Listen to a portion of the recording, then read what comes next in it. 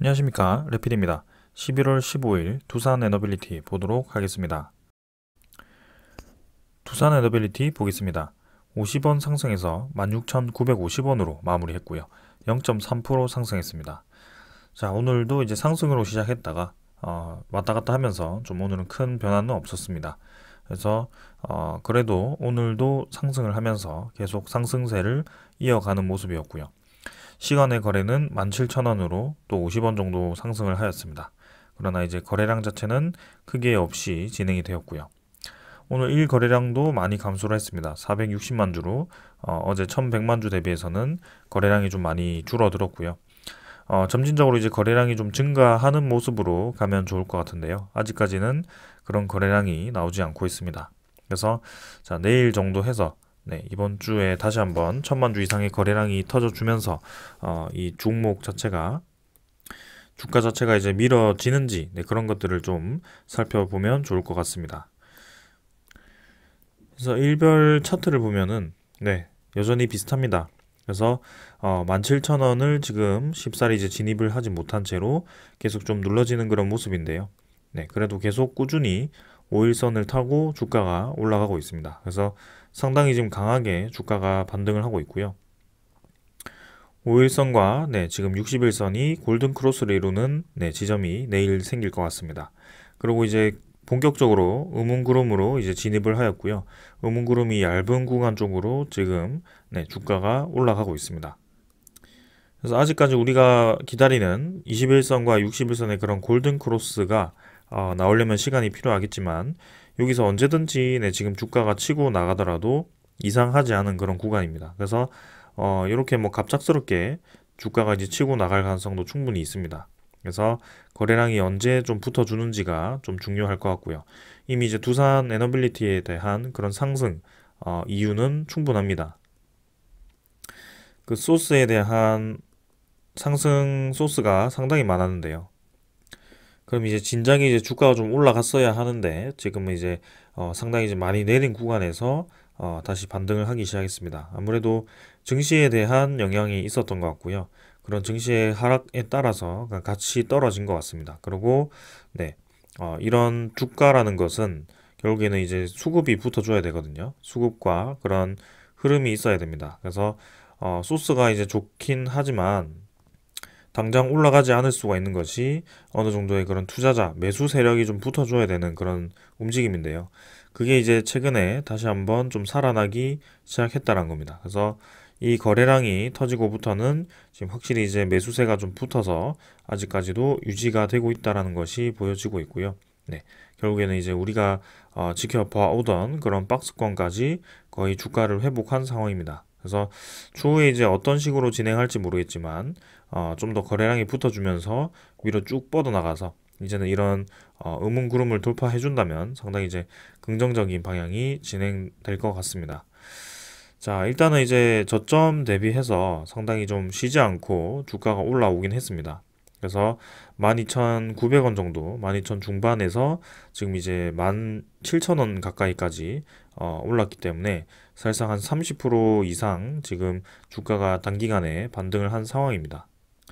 그래서 여기서 쉬지 않고 올라갈 것인지 아니면 한번 좀 꺾고 내려갈 것인지 그런 것들이 좀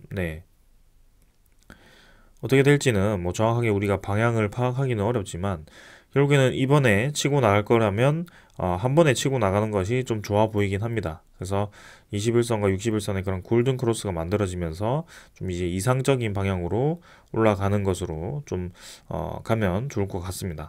그래서 이때까지도 두산 에너빌리티는 쉬지 않고 좀 올라가는 경향이 강했기 때문에 이번에도 좀 그런 식으로 진행되는 것 같고요. 뭐 중간중간에 한 뭐 5% 정도, 이 정도는 좀 꺾고 가기도 했습니다. 중간중간에. 하지만 결국에는 다시 올라가면서 진행을 했기 때문에 크게 우리가 뭐 하루하루 주가에 대해서 연연할 필요는 없을 것 같습니다.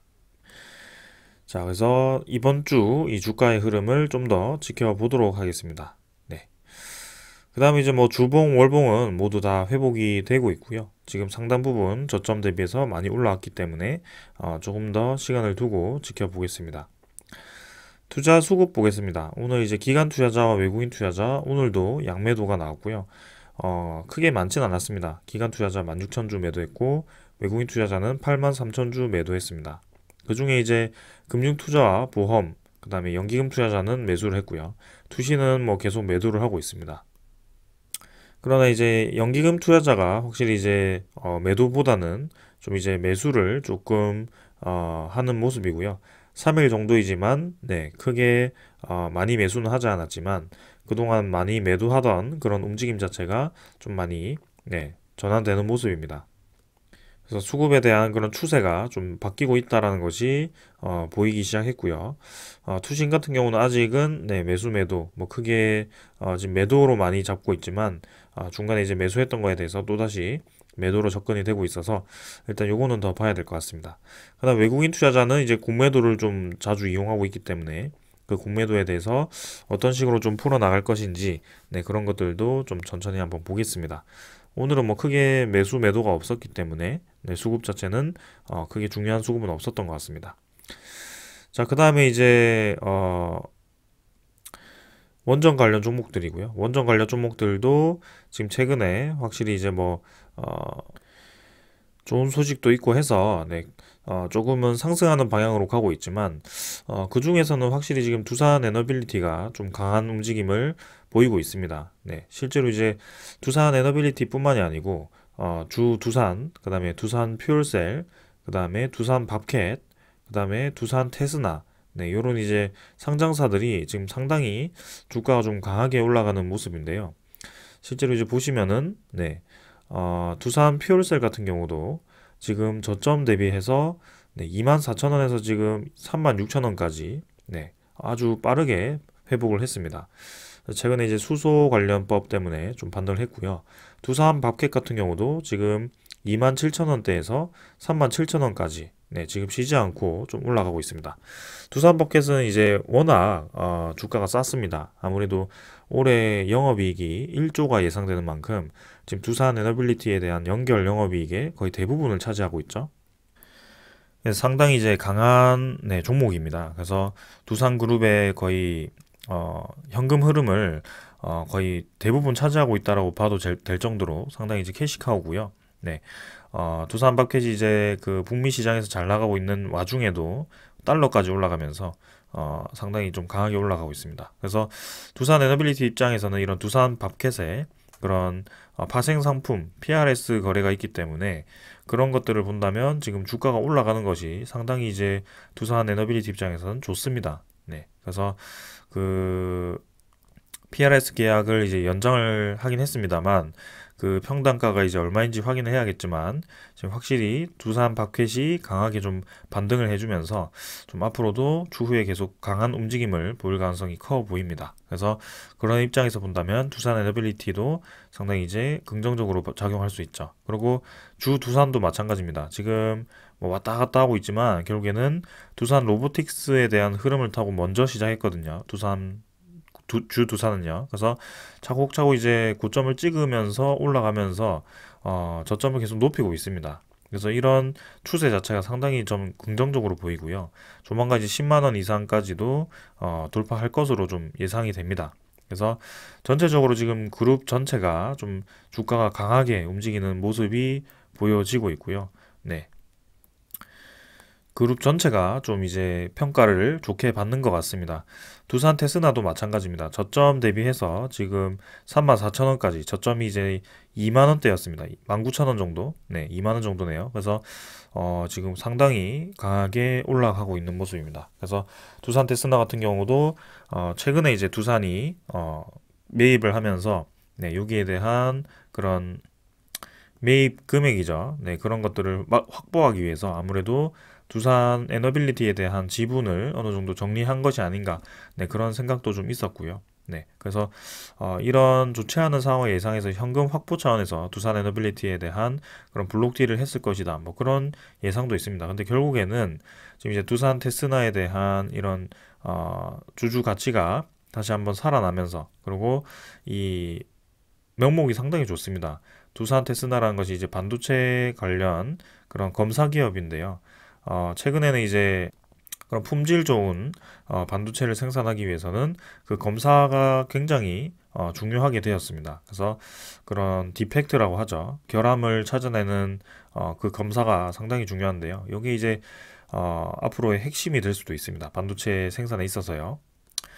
그래서 아직까지는 이제 이 검사 분야가 지금 우리나라에 그렇게 확대가 되어 있지 않는데, 그걸 이제 두산 테스나로 이제 그 시장을 또 섭렵을 하기 위해서 미리 또 미래를 위해 투자를 한 것 같습니다. 그래서 두산 자체가 원래부터 이제 좀 그런 기업들 인수를 해서 좀 잘 키워냅니다. 그래서 두산 솔루스도 그렇고요. 좀 아깝지만 많이 힘들 때여서 좀 그렇게 매각을 해버렸고요. 두산 인프라코어도 그렇고요. 상당히 이제 좋은 기업들입니다. 그래서 이번에 이제 두산 테스나를 이렇게 매입을 하면서 또 이렇게 같이 또 주가가 올라가고 있는 그런 모습입니다.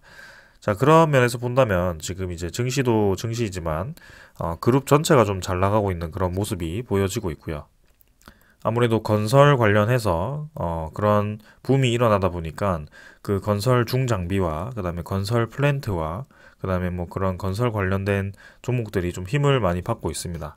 그래서 두산 에너빌리티, 두산 밥캣 뭐 이런 쪽이 확실히 좀 힘을 받고 있고요. 두산 테스나도 이제 반도체 쪽 그 검사 장비에서 유망하기 때문에 그렇게 힘을 받고 있고요. 그리고 국가 차원에서 수소 산업을 또 밀고 있기 때문에 그 두산 퓨얼셀도 네, 힘을 받기 시작했습니다. 자, 그래서 분위기가 상당히 긍정적이다라고 좀 말씀을 드리고 싶고요. 두산 에너빌리티 한 종목만 그렇게 지금 진행되는 것이 아니고 그룹 전체가 좀 진행이 잘 되고 있다. 네, 이렇게만 좀 이해를 해주면 좋을 것 같습니다. 자, 그 다음에 이제 코스피고요. 코스피는 0.23% 올랐고 코스닥은 2% 올랐습니다.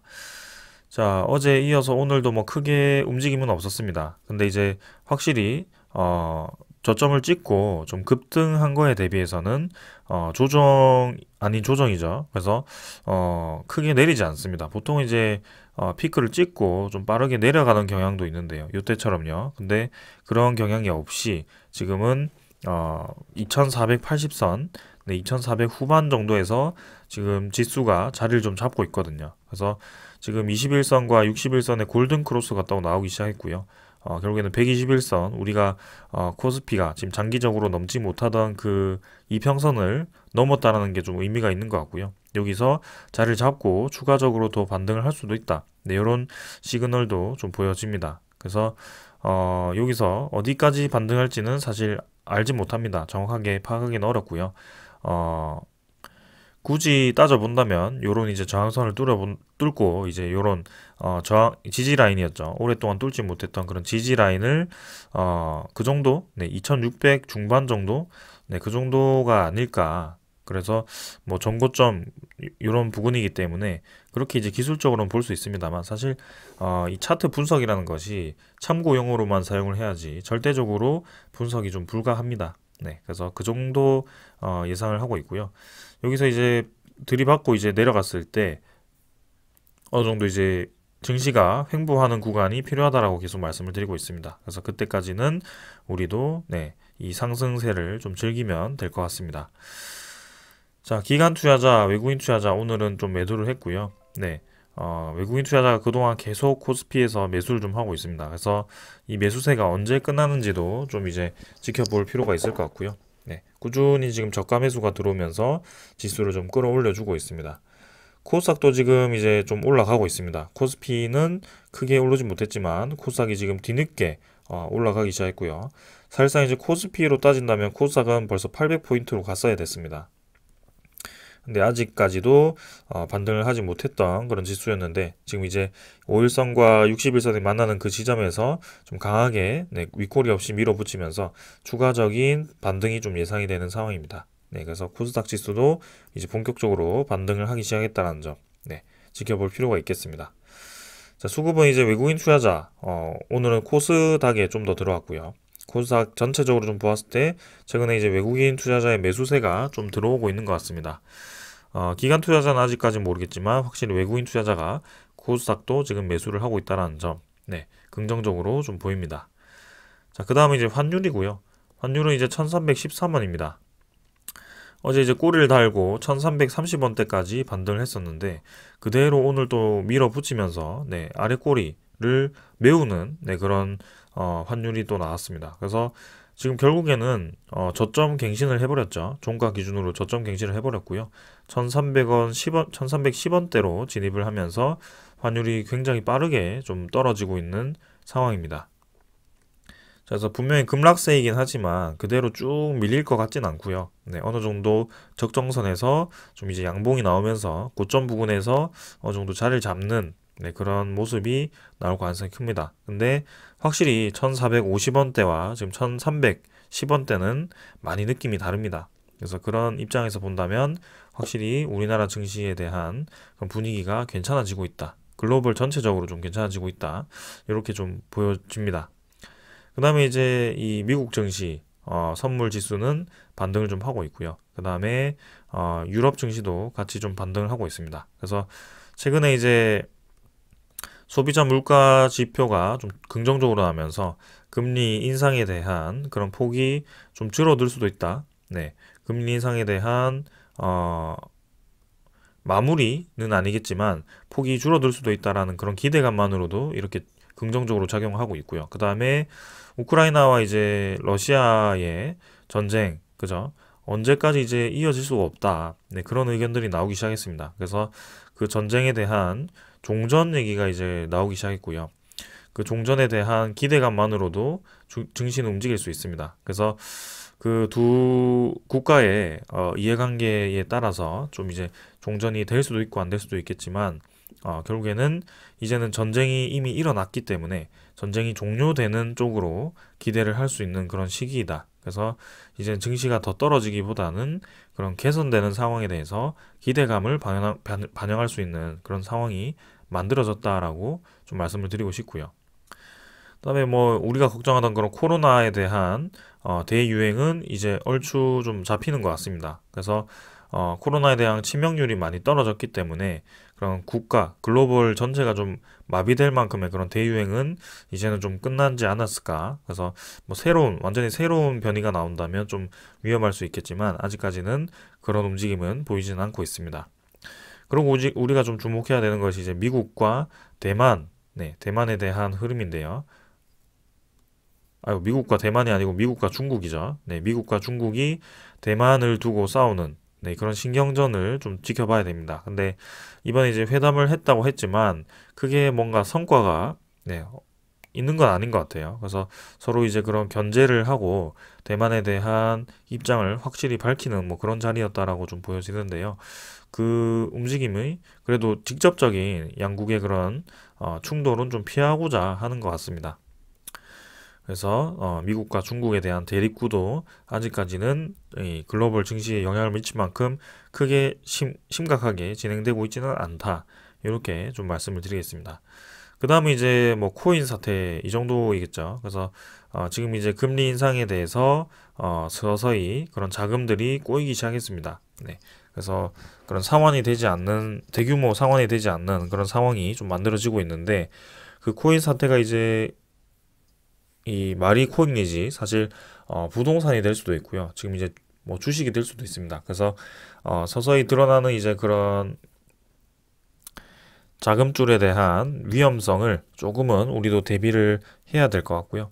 근데 그런 것들이 이제 하나 둘씩 터질 거기 때문에 지금 당장 우리가 그런 위험이 있어서 주식을 다 정리해야 된다 이런 것보다는 어느 정도 그런 상황에 대해서 인지를 하고 조금 대응을 하면 수월할 것이다. 그리고 그런 사태는 이전에 뭐 2007년 리만 브라더스 이런 얘기가 나오긴 하는데 그때보다는 확실히 이제 이 정부 차원에서 그리고 은행 차원에서 많이 대비가 되어 있습니다. 그래서 무작정 이제 돈을 완전히 풀어준 것도 아니고요.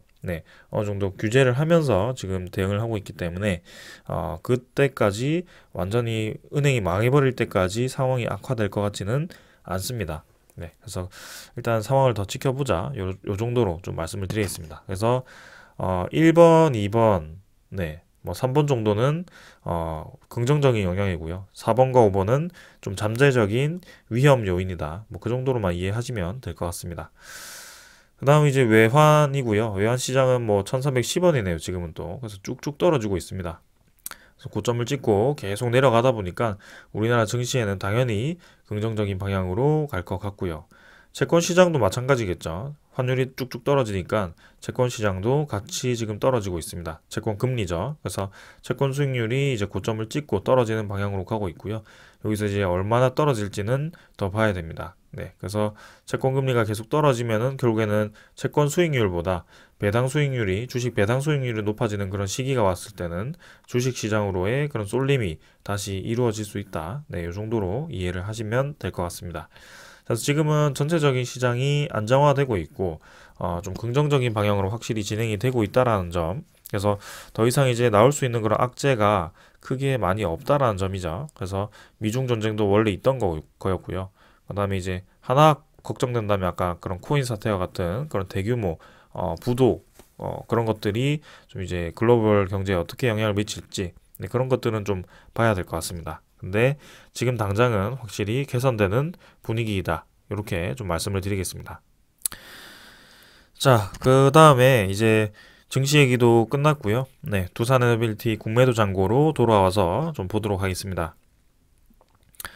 자, 국매도 잔고가 어제도 조금 줄었는데요. 크게 줄지는 않았었습니다. 근데 지금 보니까 1470만 주로 어제보다 한 60만 주 가량 추가로 줄어서 마무리가 되었네요. 그래서 다행히 이제 1500만 주대가 피크를 찍고 이제 공매도 잔고가 좀 줄어든 듯한 모습이 보이고 있는데 11월 14일, 15일 이때도 좀 줄었을지 한번 지켜보겠습니다. 그래서 일단 주가가 계속 올라가는 와중에 공매도가 좀 쳐졌고요. 거기서 공매도 잔고가 피크를 찍고 좀 줄어드는 방향으로 다시 좀 진행이 되고 있다라는 점, 네, 좀 긍정적으로 보겠습니다. 그래서 이후에도 계속 네, 매일매일 한번 체크를 해보겠습니다.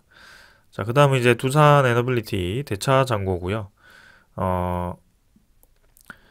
대차 잔고는 뭐 지금 아직까지는 집계는 되지 않았습니다. 근데 최근에 계속 좀 늘어나고 있는 추세죠. 그래서 대차 잔고와 공매도 잔고가 좀 같이 좀 늘어나는 추세였는데 공매도 잔고는 다시 피크를 찍고 좀 줄어드는 모습이고요.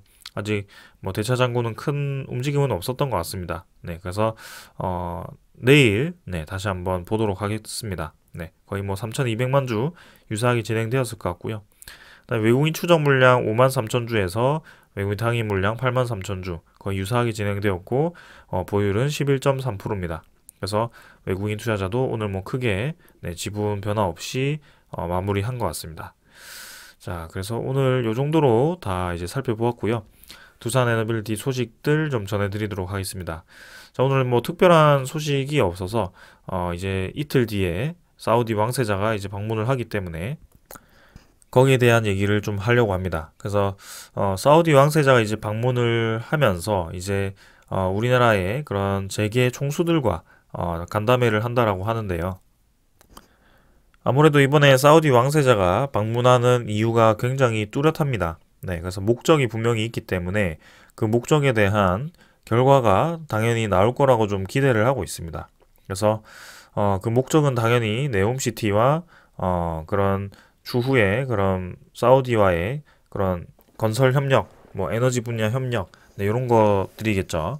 그래서 이번에 고유가 시대에 사우디가 벌어들인 돈이 상당하기 때문에 그 금액을 이용해서 앞으로 이제 유가가 떨어지게 되었을 때 다가올 수 있는 그런 위기에 대해서 미리 이제 에너지원을 교체를 하려고 하는 그 목적으로 네옴시티라는 것을 기획을 한 것으로 보여지고요.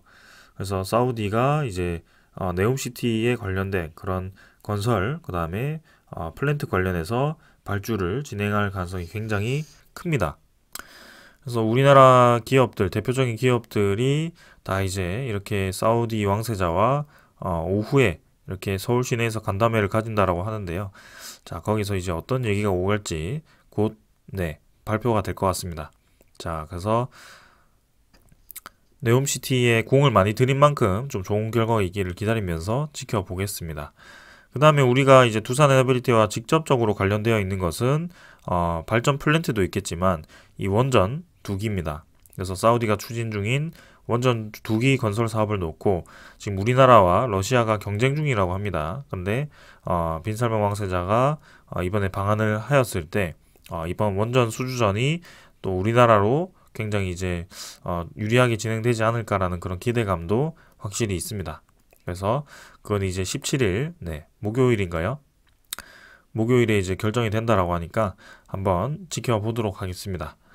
자, 그 다음에 이제 사우디 왕세자가 이제 뭐 건설, 뭐 원전 이런 얘기만 했지만 사실상 이제 네옴시티라는 것이 신재생 에너지를 기반으로 하는 그런 도시입니다.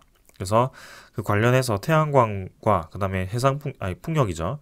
풍력 관련이 상당히 이제 주목을 받고 있는데요. 우리나라의 대표적인 뭐 태양광 기업이라고 하면 하나솔루션, 그 다음에 그 풍력이라고 한다면 뭐 CS 윈드, 네, 이런 기업들이 있습니다. 당연히 이제 두산 에너빌리티도 풍력 부분에서 상당히 이제 좀 큰 비중을 차지를 하고 있고요. 그래서 미국이 이제 IRA 그 법안을 발의하면서 신재생 에너지에 대해서 굉장히 힘을 실어줬는데 이번에 이제 사우디 쪽에서도 이제 네옴시티가 그 기반이 이 신재생 에너지라는 점에서 상당히 또 우리나라의 신재생 에너지 기업들이 기대가 큰 상황입니다. 네. 그래서 지금 이제 이 사우디가 목표에 따르면은 2023년까지 네. 태양광, 풍력, 태양열 등 신재생 에너지 발전 용량을 27.3기가와트로 갖추고 이를 2030년 58.7기가와트로 네, 2배 이상 높인다라고 합니다. 그러니까 어마어마한 네, 수치죠. 그래서 네옴시티 안에서만 이제 4기가와트 규모의 재생에너지 설비를 건설을 하고 하루 평균 650톤의 그린 수소를 생산할 수 있는 세계 최대 그린 수소 생산 시설도 네, 최근 이제 국내 공동체재당이 그린 수소 생산 시설도 짓는다라고 합니다. 그래서 신재생 에너지도 돌리고 그 신재생 에너지를 통해서 그린 수소도 생산을 하겠다. 네, 이런 목표가 있습니다. 그 다음은 이제 수혜 기업들을 좀 보아야 되는데요. 당장 이제 수혜 기대가 되는 것이 이제 태양광이죠. 태양광에서는 국내에서는 하나솔루션이 당연히 거론이 되고 있고요. 수소 사업에서는 네, 뭐 SK, 현대중공업, S오일, 그 다음에 롯데케미칼, 효성, 뭐 두산 이렇게 거론이 되고 있다라고 합니다. 그 다음에 이제 이 신재생 에너지를 저장할 수 있는 ESS도 필요하기 때문에 뭐 관련된 기업들이 또 관심을 받고 있고요. 근데 결론적으로 좀 보았을 때는요. ESS, 에너지 대용량 저장 장치, 그 다음에 신재생 에너지, 해상 풍력, 뭐 태양광, 그 다음에 수소 사업 이런 것들을 두산 에너빌리티가 모두 다 진행을 할 수 있습니다. 그리고 더 떠나서 이 사우디에 가장 납품을 많이 했던 해수 담수화 플랜트죠. 네, 그래서 담수화 플랜트와 그 다음에 원자력 발전도 진행할 수 있고요. 그러니까 종합 에너지 기업이기 때문에 이번에 이 시장 진입에 상당히 좀 유리하지 않을까. 더군다나 이제 최근에 두산 에너빌리티가 사우디와 함께 진행하면서 수주했던 공사건들이 상당히 많기 때문에 그 기업에 대한 기술력과 신뢰도가 상당히 클 거라고 저는 보고 있거든요. 그래서 이번에도 네옴시티전에서 상당히 이제 좀 고무적인 그런 결과가 나올 것이라고 좀 기대를 하고 있습니다. 자, 근데 이 기사는 이제 두산 에너빌리티가 이전에 사우디 중동발해서 네, 담수화 플랜트가 상당히 이제 수익성이 크고 거기에 대해서 이제 수주도 많이 했던 기록이 있는데 그게 이제 그 중동 쪽이 저유가 시대에 진입을 하면서 조금 이제 재무적으로 어려워지니까 거기에 대해서 두산 에너빌리티도 같이 좀 어려워졌다. 네, 그런 얘기입니다. 그래서 그에 따라서 이제 두산 에너빌리티가 중동 쪽에 너무 비중 크게 저렇게 수주를 하는 것은 좀 이제 가격도 생각을 해야 될 것 같고요. 네, 그런 것을 좀 이제 추후에 그런 상황에 대해서 좀 염두를 해두어야 된다. 네, 이런 얘기인 것 같습니다. 근데 결국에는 이제 중동 쪽에 확실히 이제 두산 에너빌리티 역대 지역별 해외 수주를 보면은 중동 지역이 49%일 정도로 상당히 이제 중동 쪽에서 많이 수주를 했었고요. 이번에도 그 많이 수주할 수 있는 상황이 또 만들어지고 있다라는 거죠. 네. 최근에는 이제 확실히 뭐 유럽 쪽에 그런 폴란드 원전이라든지 아니면은 뭐 폴란드 쪽에 그 폐자원 에너지화 플랜트도 이제 건설했던 기억도 있고요. 그 다음에 독일 쪽도 그렇고요. 좀 전반적으로 여러 분야로 좀 진입을 많이 했습니다. 네, 베트남도 많이 진입을 했고요. 그래서 아시아도 그렇고 지금 이제 유럽도 본격적으로 진입을 하고 있기 때문에 네, 지금 골고루 좀 분포했다는 점에서 이전에 그런 중동 그 매출이 중동 편중화로 인해서 좀 이제 그런 위기가 왔다라는 얘기는 이제는 조금은 영향이 적지 않을까라는 생각입니다. 그래서 확실히 이제 해수 담수화 플랜트 이외에도 지금 여러 가지 수주권들이 많기 때문에 풍력이라든지 그런 가스터빈은 사실 국내 시장만 하더라도 상당히 큰 수혜가 예상되는 상황이고요. 네. 그다음에 수소도 지금 저기 네옴시티에도 껴있고 우리나라도 이제 수소 사업을 본격적으로 밀어준다고 하니까요. 상당히 좋습니다. 그리고 원자력과 SMR은 지금 계속 잘 나가고 있는 상황이고요. 자, 그러면서 본다면 이제 다시 한번 저렇게 좋은 소식이 들려올 상황은 우리는 아주 긍정적으로 바라보면 될 것 같다라고 좀 보여지고요.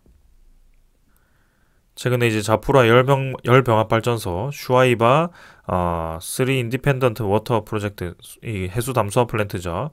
그다음에 주단조 공장 이렇게 해서 3건을 수주를 했는데 상당히 큰 건들입니다. 그래서 이번에도 추가적으로 그런 큰 건들이 또 나올 가능성이 크다. 그래서 사우디가 이전에 그런 저유가 시대에 접어들 만큼 돈이 없는 것도 아니고요. 지금은 유가만 보더라도 상당히 높게 유지가 되었었습니다. 그래서 이미 그런 산유국들이 돈을 많이 벌 수 있는 그런 시기였기 때문에 지금도 비슷한 시기다. 그래서 딱 요때죠. 굉장히 유사하게 지금 진행이 되고 있습니다. 그래서 건설 붐과 그런 사우디 중동 붐이 약간 비슷하게 지금 형성이 좀 되고 있다. 이렇게 좀 말씀을 드리겠습니다. 자, 오늘은 여기까지 하고 마무리하고요. 추후에 이 주가 흐름이 어떻게 될지는 신중하게 좀 지켜보도록 하겠습니다. 그래서 이번 상승세 쉽게 꺾일 것 같진 않고요. 조금 조정을 받더라도 결국에는 계속 밀어붙여서 좀 올라갈 분위기인 것 같습니다. 그래서 한번 힘을 내서 우리가 기대하는 만큼 좀 올라가 줬으면 좋겠고요. 내일 또 뵙도록 하겠습니다. 오늘 여기까지 하겠습니다. 감사합니다.